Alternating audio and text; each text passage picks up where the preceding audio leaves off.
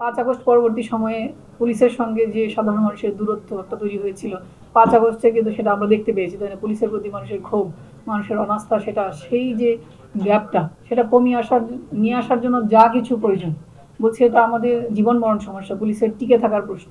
Police একটা অত্যন্ত প্রাচীন প্রতিষ্ঠান, কিন্তু সেই প্রতিষ্ঠান এত বড় একটা প্রশ্নের সম্মুখীন কিন্তু আগে কখনো হয়নি, যে জনগণ তাকে বন্ধু মনে করুক বা না করুক, তাকে আমরা বন্ধু হিসেবে জেনেছি, কিন্তু তাদের প্রতি সেই বিরূপতা, এখান থেকে আমরা অবশ্যই বেরিয়ে আসতে চাই। আমরা যেসব অফিসারকে দেখতে পেয়েছেন, আপনারা আমার আগে থেকে তাদেরকে চেনেন, আমি মনে করি তারা অত্যন্ত ইতিবাচক, অত্যন্ত আপনাদের প্রতি বা পাবলিকের প্রতি যেটা হচ্ছে ইনস্ট্যান্ট কিন্তু আমাকে জানে। আমি বলেছি যে আমি যত ব্যস্তই থাকি, আমি যত রাতেই হোক, আমি ইনস্ট্যান্ট জানতে চাই এই শহরে কি হচ্ছে, আমার জন্য যেন 1 সেকেন্ডেও সেটা সিদ্ধান্ত নিতে দেরি না হয়। আমি এনি টাইম মোবাইল রিসিভ করতে রাজি আছি, আমি কিন্তু আমার কমান্ডারকে সেটাই বলেছি। এবং প্রত্যেক কমান্ডারকে আমি পুলিশ ভিজিবিলিটি, আপনারা যেটা বারবার বলছি, ভিজিবিলিটির অনেক সমস্যা, কারণ পুলিশের সংখ্যা কম, যশোর অনেক বড় একটা জেলা। র্যাপিড পুলিশ রেসপন্সের কথা বলেছি, আপনি প্রত্যেক অফিসার ইনচার্জকে জিজ্ঞেস করবেন, আমি বলেছি পুলিশ ঘটনা জানা মাত্রই অ্যাকশন নেবে, আর কোনো কথা নেই। হতে পারে যে সেটা মিথ্যা, মিথ্যা হলেও আমাদের জন্য ব্যবস্থা আছে, একজন সাংবাদিক ইতিমধ্যে বলেছেন, তাই না, যে মিথ্যাও যদি হয় আমরা রেকর্ড না করে আমরা ফিল্ডে গিয়ে সেটা সত্যতা যাচাই করতে পারি। আমরা বলেছি যে আমাদের ক্রেডিবল ইনফরমেশন সোর্স তো থাকে, তাই না, যেমন আপনারাই আছেন, আপনাদেরকেও তো আমরা জিজ্ঞেস করতে পারি।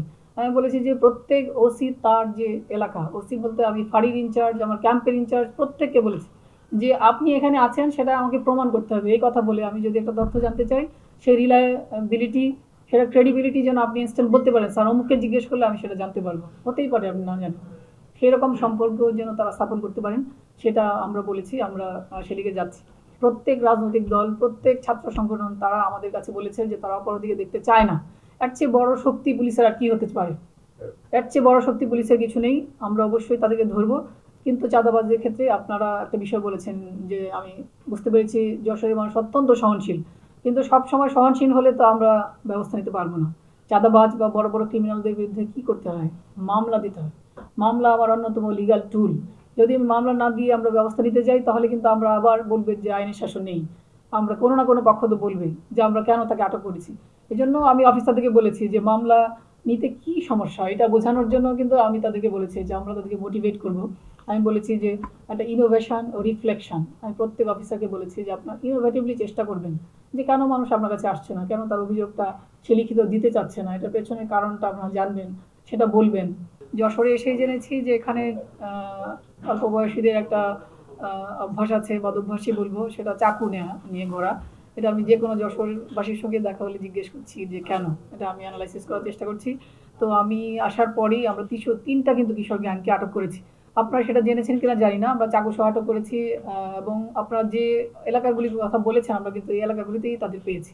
যেমন আমরা রেল স্টেশন এলাকা যেটা, সেখান থেকে পেয়েছি। তারপর কি বললেন একটা, হ্যাঁ, মানে শঙ্করপুর, যে এলাকাগুলি আসলে আইন শৃঙ্খলা পরিস্থিতি ভালো নয় বলছেন, সেখান থেকে আমরা তাদেরকে আটক করেছি। এবং তাদের যে তালিকা, সেই তালিকাও কিন্তু আমি এসে আপডেট করেছি, আমি প্রত্যেক তালিকাটাকে আপডেট করতে বলেছি। এবং আমি সকল